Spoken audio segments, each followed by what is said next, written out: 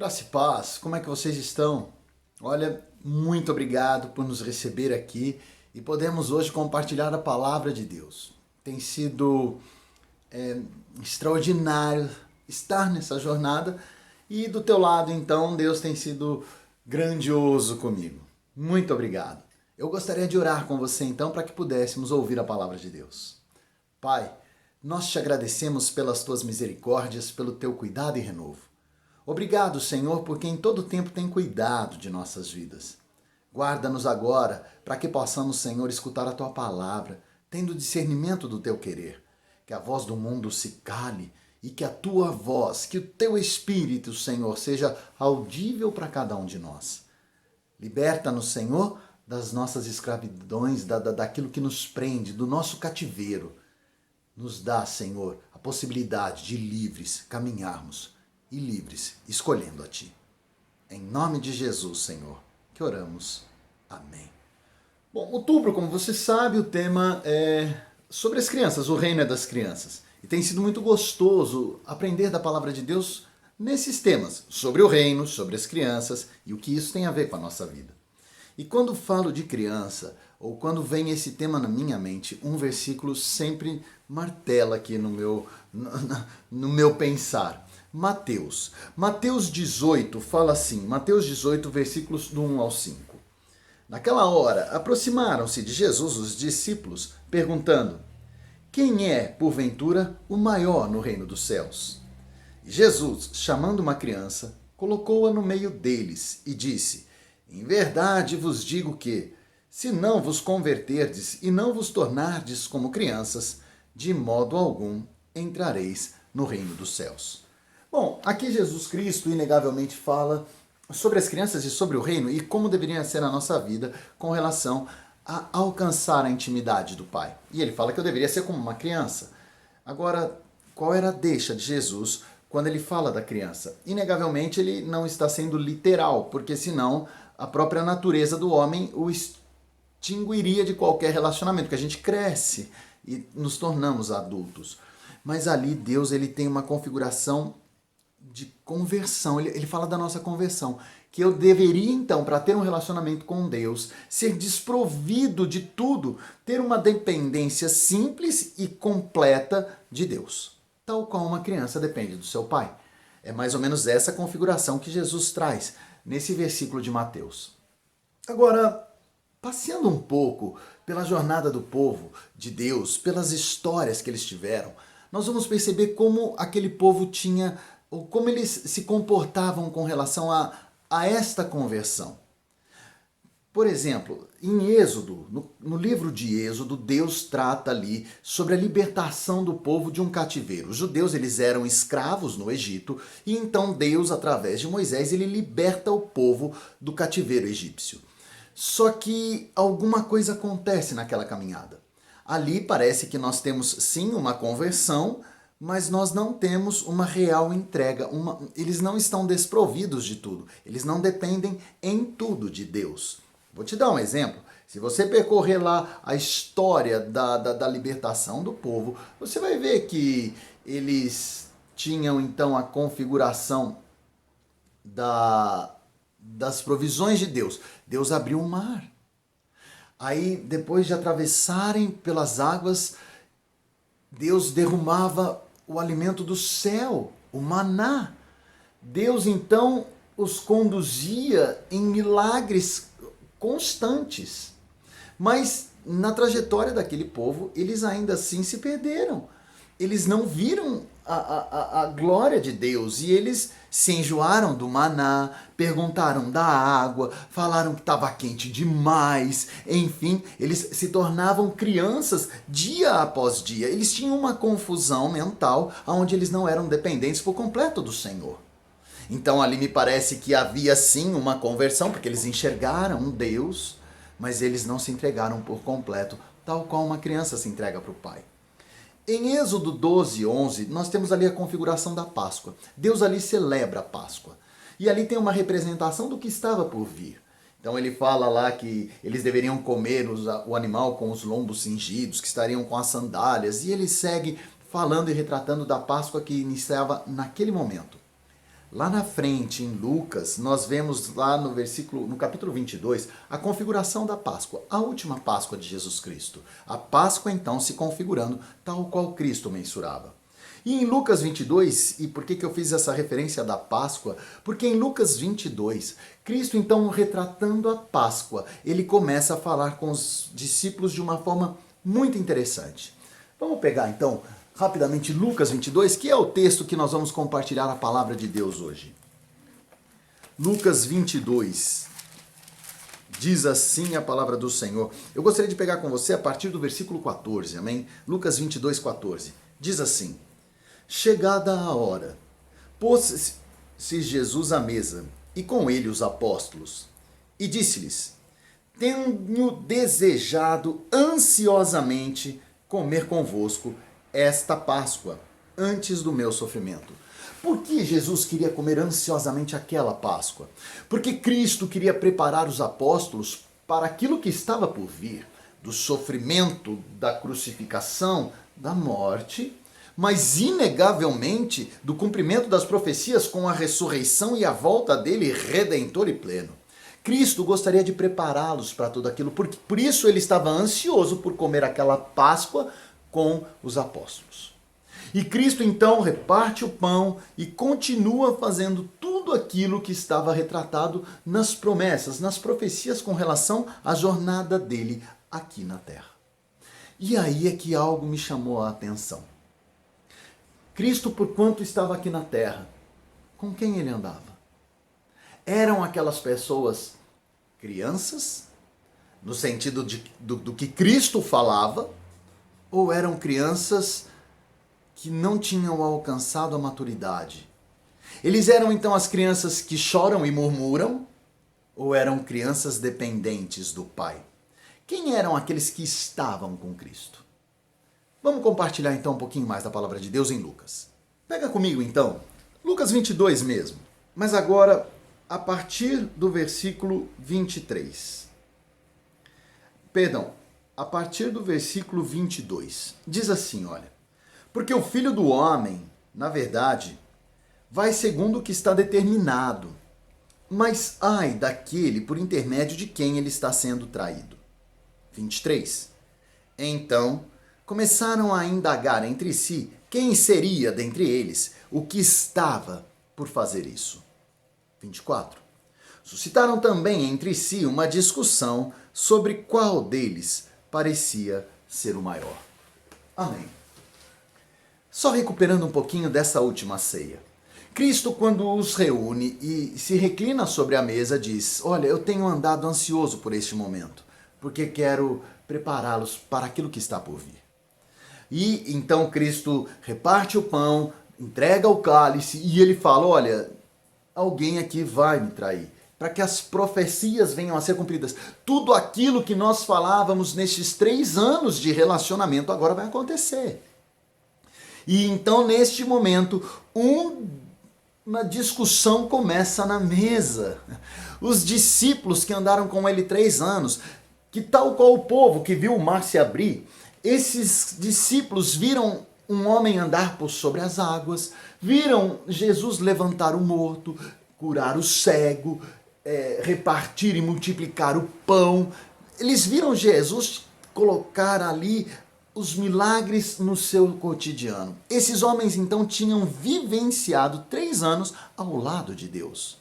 Mas quando ele fala e os retrata para aquilo que estava por acontecer, aqueles discípulos então começam uma discussão para saber dentre eles qual seria o traidor. Então eles estavam ali na mesa discutindo uma situação pequena, porque o traidor haveria de vir e cumprir a traição para que as profecias se cumprissem. Então qual o motivo daquela discussão? E mais, já de pronto eles saíram de uma discussão que não levaria a cabo, não teria fim algum, e entraram numa nova discussão. Dentre nós, qual será o maior?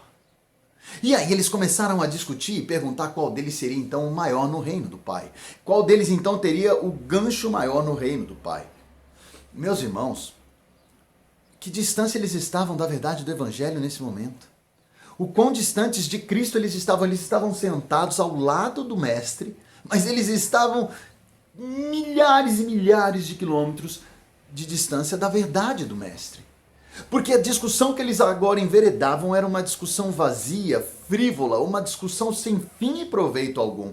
E eles queriam saber qual deles era o maior, eles queriam saber qual deles iria trair a Cristo. Eles queriam questões, eles questionavam a Cristo por coisas pequenas. Eles achavam então que o reinado de Jesus Cristo seria ali naquele momento, que ali Cristo então ia operar as grandes maravilhas da redenção da humanidade, quando na verdade o reinado de Cristo ainda estava por vir. As profecias ainda deveriam se cumprir, porque até então elas estavam só caminhando para este fim. Mas a discussão deles, inegavelmente, ela era vazia, ela era sem um contexto real. E olha só, Jesus então continua no versículo seguinte, fala assim: mas Jesus lhes disse, o rei dos povos dormiam sobre eles e os que exercem autoridade são chamados benfeitores. Mas vós não sois assim, pelo contrário. O maior entre vós vem a ser como o menor, e aquele que dirige seja como o que serve. Pois qual é o maior? Quem está à mesa ou quem serve? Porventura não é quem está à mesa? Pois, no meio de vós, eu sou como quem serve. Então, na continuidade de Mateus, de Lucas 22, Cristo mostra para eles o quão pequena era aquela discussão, o quão insignificante era tudo aquilo. Então, olha só, os discípulos na mesa se comportavam como crianças imaturas que não tinham conhecido em nada o contexto da mensagem que Cristo pregava, o contexto dos 3 anos que tinham caminhado ao lado do Mestre. Que coisa, né? Que coisa. Na última ceia e uma discussão sem fim algum. Mas não para aí. Porque logo depois da ceia, Cristo então, sentindo uma angústia na alma, uma dor profunda porque a crucificação estava chegando, a Via Crucis estava logo ali, ele sai para orar. Ele vai para Getsemane, para o Monte Getsemane, e ele chama 3 daqueles que ali estavam. E ele, no caminho do monte, você pode depois olhar lá em Lucas 22, 45, ele chama esses discípulos para no monte se prostrarem em oração, para que eles não caíssem no pecado. E mais, Cristo então seguiria um pouquinho mais além para continuar a sua oração na intimidade com o Pai. E Cristo foi.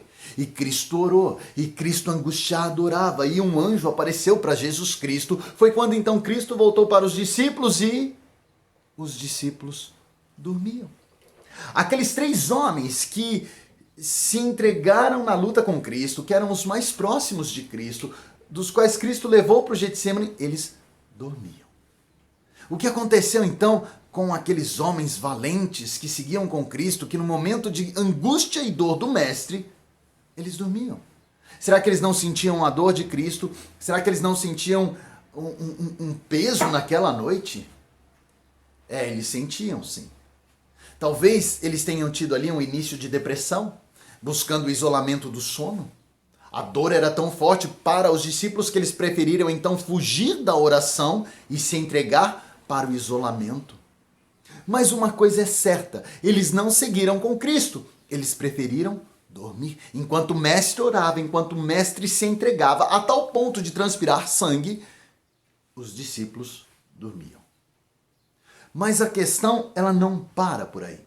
Porque quem então eram essas pessoas que andavam com Cristo? Será que eles eram maduros, homens crescidos na fé e crianças na conversão? Ou eles eram crianças em tudo? Até aqui me parece que eles eram crianças em tudo. Eles não estavam preparados para a verdade do Evangelho, para seguir com Cristo adiante. Mas a coisa não para por aí. Porque se até aqui eu percebi que eles não tinham crescido, eles eram crianças então. Sim, eles eram crianças imaturas, não as crianças que Jesus falava, eles eram imaturos no crescimento. Mas vamos além, então, na ceia, crianças. Na oração antes da prisão, crianças. E no momento então da prisão e da crucificação de Cristo, quem estava do lado do Mestre? Homens maduros e crescidos na palavra, crianças na confissão de fé, porque eram dependentes completamente do mestre, ou crianças imaturas? Quem eles eram? Se você perceber e buscar e recuperar, em Lucas 22 mesmo, você vai ver que num determinado momento, Cristo, falando com um dos seus, ele o chama por 2 vezes pelo seu antigo nome. Simão, Simão. Por que ele então não chama mais Pedro pelo nome que ele mesmo havia dado, mas o chama pelo antigo nome de Simão, Simão? Porque Cristo ali repreendia o discípulo Pedro, porque Pedro estava preso na carne. Pedro ainda pensava que o reinado de Cristo era ali e que seria resolvido com as forças do homem, quando nunca foi assim. Então Cristo repreende dizendo: Simão, Simão, ó Simão, não tenha mais a carne como a tua base de vida, mas tenha a fé. Que o Espírito Santo te caminhe, não mais o teu afã, o teu desejo. Pedro, que você então deixe de lado toda a tua prepotência e vista-se da humildade. Mas esse mesmo discípulo, Simão, Pedro, que morreria por Cristo, não é? Que morreria por Cristo. No capítulo 22, quando Cristo fala: Simão, Simão, ele retrata justamente isso. Pedro fala: Senhor, contigo eu iria para a cadeia, por ti eu morreria? E então Cristo: Simão, Simão, não caia na força do teu coração, porque ele é enganoso. Na continuidade, então, quando os soldados vão prender Jesus Cristo, Pedro tira sua espada e arranca a orelha de um dos soldados. Então Cristo fala: guarda a tua espada. Homem, guarda a tua espada, não é pela tua força. E então Jesus cura a orelha do soldado e segue. Então ali mais uma vez vejo uma criança com Cristo. Vejo um menino caminhando com Cristo, mas um menino desprovido da conversão verdadeira e completa. Um menino que ainda não tinha maturado a essência do Evangelho. Mas Pedro, um pescador valente, quando é questionado, Jesus preso, mas quando ele é questionado por 3 vezes, ele se esconde. Ele diz que não conhecia Cristo ressurreto, que na verdade ele desconhecia o mestre. Então aquela criança que num primeiro momento tinha a prepotência e a arrogância, agora mostrava o medo de ser configurado como um dos tais, um dos seguidores de Jesus Cristo. Me parece então que até aqui Cristo estava cercado, Cristo estava rodeado de crianças imaturas na fé. Crianças que acabaram por piorar a situação quando Cristo é crucificado. Porque na morte de Jesus Cristo, então, eles foram frustrados em tudo. Eles viram os milagres de Cristo, eles caminharam com Cristo, mas eles não estavam prontos para a crucificação de Cristo.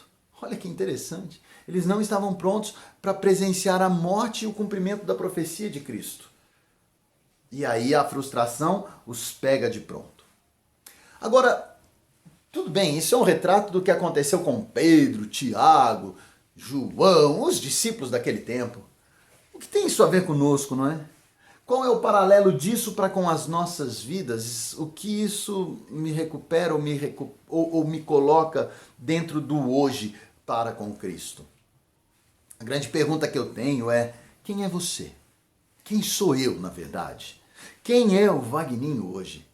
Seria o Vagninho hoje uma criança imatura na fé, uma criança murmuradora e chorona, que não sabe caminhar com a força, com a ousadia do Espírito Santo, porque não tem o Espírito Santo por completo aqui, porque não leu a palavra, não conheceu a palavra, não conheceu o Evangelho? Ou seria o Vagninho um homem maduro? Quem é o Vagninho hoje? Eu poderia ser então um salvo, mas que está na mesa. Eu ainda estou na mesa, discutindo quem é o maior no reino de Deus. Eu ainda discuto quem será o maior, quem será o melhor, quem será o mais entregue, quem será o melhor pregador, quem será o melhor cantor, quem fez o melhor louvor, quem tem a melhor oratória. vitória, por qual igreja existem mais conversões, enfim, quem mais serve a Jesus Cristo. Eu poderia estar na mesa, ou eu posso, ou eu estou na mesa, discutindo coisas fúteis, pequenas, insignificantes. Eu poderia já estar então certo ou medindo o poder com as pessoas, medindo o poder na minha casa, querendo saber quem manda mais, se sou eu ou minha mulher, se sou eu ou os meus filhos, quem está mais certo nas decisões, sou eu porque tenho mais conhecimento e sabedoria. Qual de nós então está hoje sentado na mesa? Qual de nós hoje mede o poder uns para com os outros? Sabe, querendo exercer um justo juízo, como se fôssemos capazes de julgar alguém, como se fôssemos capazes o suficiente de medir a santificação e a entrega de alguém, declarando que aquele é pecador e vai arder no fogo do inferno, aquele é salvo e eu de todos os salvos sou o primeiro. Ah, meu irmão, nosso coração é enganoso, nós não temos condição de exercer juízo sobre qualquer um. A palavra de Deus fala que antes de tirar a trava do olho do irmão, eu tenho que tirar do meu olho. Qual de nós guarda todo o fruto do Espírito? Aí você vai falar, eu guardo. Ah, eu sou um homem bom, eu tenho alegria, contentamento. E o que rondeia o teu pensamento? Fala pra mim o que passa aí na tua mente. Porque se porventura na tua mente passa uma figuração mínima de pensamentos do mal, você não tem a benignidade, então você não tem o fruto, então você não pode exercer qualquer tipo de critério de julgamento sobre o outro. Mas nós gostamos de julgar, não é? Como nós gostamos de julgar. Será que somos, então, crianças imaturas no conhecimento de Cristo? Mas vamos além, será que... Não estou na mesa, eu já saí da mesa. Eu não estou na mesa, eu já estou mais crescido. Saí da mesa, mas agora, quando eu saí da mesa, na verdade, eu traí a Cristo. Eu traí Deus. Com um beijo, traí o Filho do Homem. Com um beijo, me sentei ao lado do inimigo das nossas almas e com ele tomei um café. Tomei um café falando mal de uma outra igreja, falando mal das pessoas, exercendo a minha prepotência. Então saí da mesa, mas agora sento-me ao lado do inimigo das nossas almas. Como uma criança, sou levado por qualquer vento mais forte, não é? Sou criança, saí da mesa. Mas quando eu saí da mesa, eu fui para uma igreja que me traz aquilo que eu espero. Eu quero um entretenimento, eu quero a alegria num culto, eu quero o culto dos meus sonhos, eu quero a igreja perfeita. Sabe, meu irmão, nós temos visto pessoas que estão buscando igrejas em perfeição, e a igreja perfeita, ela está por vir, viu? Ela ainda não existe. Vai existir, mas ela ainda está em formação. Então nós temos que crescer na compreensão de que tudo isso está acontecendo para que venhamos a ter uma melhora dia após dia. Sabe, a adoração a Deus, o cultuar a Deus, tem que retratar um relacionamento com Deus. É por isso que às vezes eu fico entretido perguntando sobre algumas pessoas que têm a igreja como um lugar onde elas vão para conquistar os seus desejos. Olha que interessante, né? Elas vão lá para conquistar aquilo que ela quer. Não é para servir, não. É para conquistar o que ela quer. E vou te dizer mais, não é nem para adorar a Deus, porque ela está indo lá para conquistar o que ela quer. Aonde estão, então? Aonde está o nosso relacionamento com o Pai? Sabe, meu irmão, religião não traz relacionamento. Religião não traz o que Jesus traz. A vida com Deus, sim. O compromisso com Deus, sim. A igreja é fundamental, tá? Não estou falando que a igreja... Então não vou para a igreja. Não é isso não. A igreja é fundamental. Mas a igreja, ela não te traz um relacionamento com o Pai. Isso tem que ser uma atitude tua. Daqui e daqui. Porque senão, sou uma criança. Ou talvez eu tenha sim saído da mesa, mas não me sentei com o inimigo. Não caí nessa armadilha. Não me sentei com o inimigo, mas estou dormindo. Saí da mesa, mas preferi dormir, sabe? Não quero caminhar com Cristo, prefiro ficar quietinho no meu canto, isolado.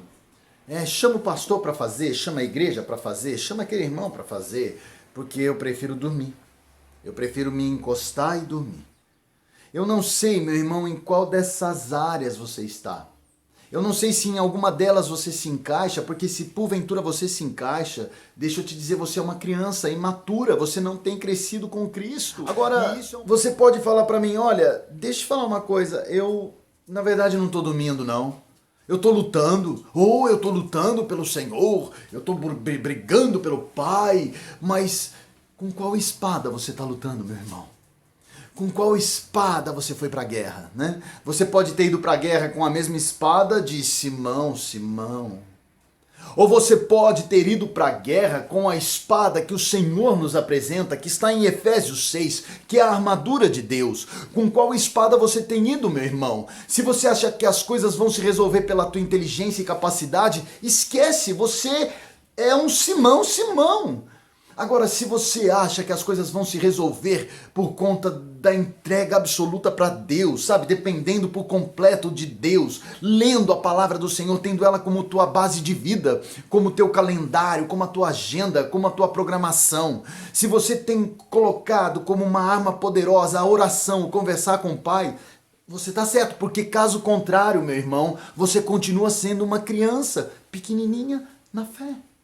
Pequenininha no caminhar com Deus, completo com a prepotência e arrogância e desprovido da dependência do Pai.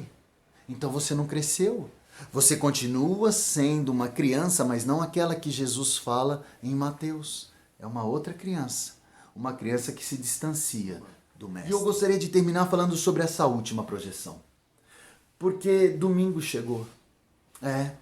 Cristo foi crucificado, tido como morto, colocado no sepulcro, mas o domingo chegou. E no domingo tivemos então a ressurreição e a restauração da plenitude de Cristo aos olhos dos homens. Então naquele momento, ali, nós tivemos então a verdadeira conversão daqueles homens. Deixa eu te falar uma coisa, Pedro, João, Tiago, todos eles continuaram tendo as mesmas dificuldades de antes, eles continuaram sem dinheiro, eles continuaram sendo perseguidos, maltratados, mas naquele momento eles cresceram. É como se eles tivessem então completados os 18 anos de idade, alcançado a maturidade. É como se o pai tivesse dado agora para eles a chave da porta da casa, porque agora eles eram adultos, agora eles poderiam sim sair para as ruas pregando a verdade do pai, porque eles entenderam ali a verdade do Pai. Então a criança chamada Simão se transforma no adulto chamado Pedro, aquele então que seria o apacentador, o provedor, o pastor, aquele que seria então a pessoa que iria agora pescar não mais peixes, mas homens.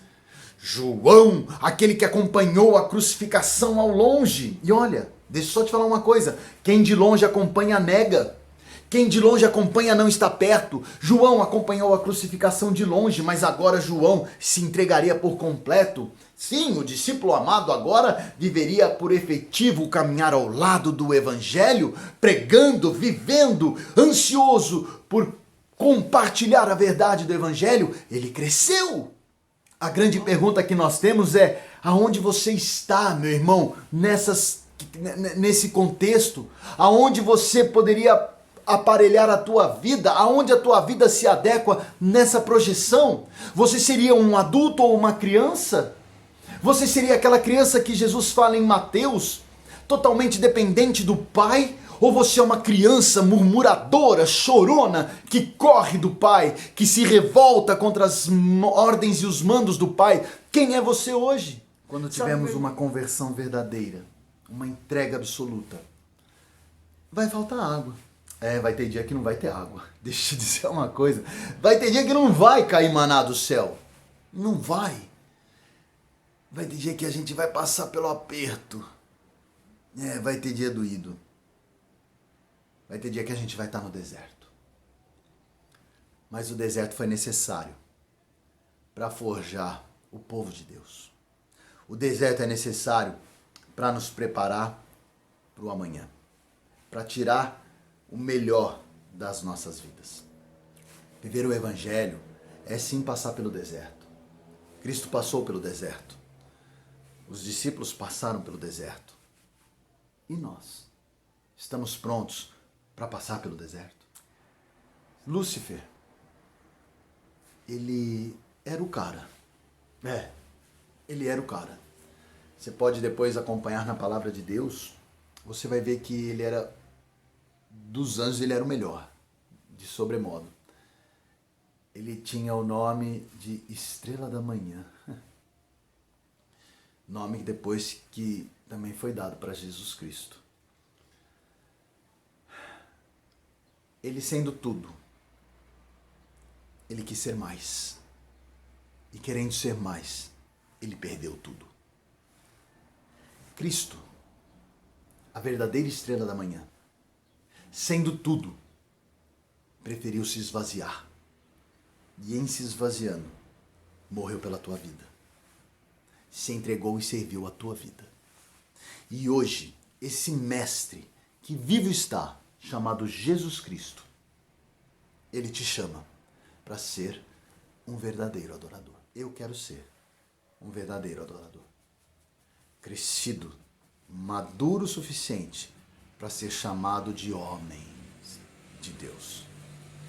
Mas desprovido de qualquer prepotência, totalmente dependente do Pai, a tal ponto de ser chamado pelo Pai de criança, dos quais herdarão o reino dos céus. Pai, nós te agradecemos pelas oportunidades que nos dá no conhecer a tua palavra e o teu querer. E a tua palavra, Senhor, ser impactante, pelo menos em minha vida foi, a tal ponto de perceber aonde tenho sido uma criança mimada, imatura, e buscar agora, Senhor, uma mudança, um crescimento, uma novidade de vida, aonde vou ser sim, Senhor, uma criança desprovida de prepotência e arrogância, totalmente dependente de ti. Mas serei sim, Senhor, um homem valoroso na fé, firme nos desejos de continuar seguindo o teu querer. Guarda a minha vida, Senhor, guarda os meus sentimentos e as minhas emoções, para que elas venham a retratar uma pessoa crescida na fé do Evangelho. Guarda, Senhor, aqueles que estão orando comigo, guarda aqueles que querem prosseguir contigo, para que todos eles venham a crescer, Senhor, de forma assustadora. Que o homem agora se torne pequenino, Senhor, e dependente por completo de ti. Mas que este mesmo homem, Senhor, se torne grande no conhecimento da tua palavra e dono, detentor de uma fé inabalável. Que possamos, ó Pai, sim, estarmos prontos para não mais discutirmos coisas pequenas, para frear a nossa língua, para não mais nos sentarmos com o inimigo das nossas almas, para seguirmos adiante, não mais tendo sono, Senhor, mas firmes no caminhar e no prosseguir, sabendo que a nossa luta não é com a espada que Simão usou, mas é com a espada que Pedro vestiu. Que possamos vestir a armadura de Deus, a tua armadura, Senhor, e com ela seguir adiante dia após dia, declarando verdadeiramente que somos crianças eleitas para reinar do lado do nosso Mestre Jesus Cristo, mas também somos, ó Pai, valentes guerreiros e soldados, crescidos no Evangelho, prontos para a jornada. Que possamos seguir adiante, Senhor, com a ousadia no Espírito Santo, caminhando dia após dia, declarando a verdade do teu Evangelho. Guarda-nos, ó Pai, para que não venhamos a nos desviar, mas para que sigamos em todo o tempo te adorando. É em nome de Jesus que oramos. Amém. Amém, meu irmão. Que vocês tenham uma semana abençoada em nome de Jesus. Glória! Uma semana de crescimento, hein?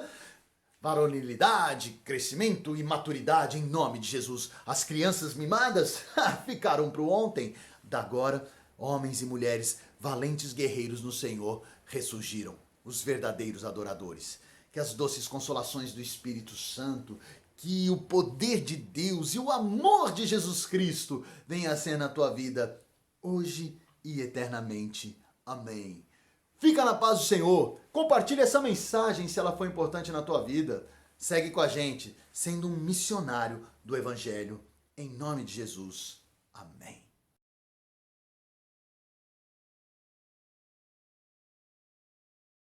Olá, pessoal, tudo bem? Mais uma vez, obrigado por nos receber em suas casas. Espero que você tenha gostado da mensagem de hoje, que Deus tenha falado com você através da ministração do Vagninho. E como eu digo sempre aqui, né, que possamos conseguir aplicar esse aprendizado em nossas vidas e que dia após dia possamos buscar mais e mais a Deus e sermos mais e mais como Cristo, né? Porque se esse não for o nosso propósito de vida, qual será, né? Que possamos todos aí, né, buscar essa santidade, buscar sermos pessoas melhores e que possamos estar espalhando o evangelho aí com nossas ações, com nossas palavras e fazendo a diferença nas vidas das pessoas. Tá bom? Eu tenho rápidos recados então para vocês. Primeiramente, né, que a semana que vem a gente vai ter a feijoada lá na Becar. Essa feijoada vai ser para ajudar as crianças do projeto Fazendo a Diferença.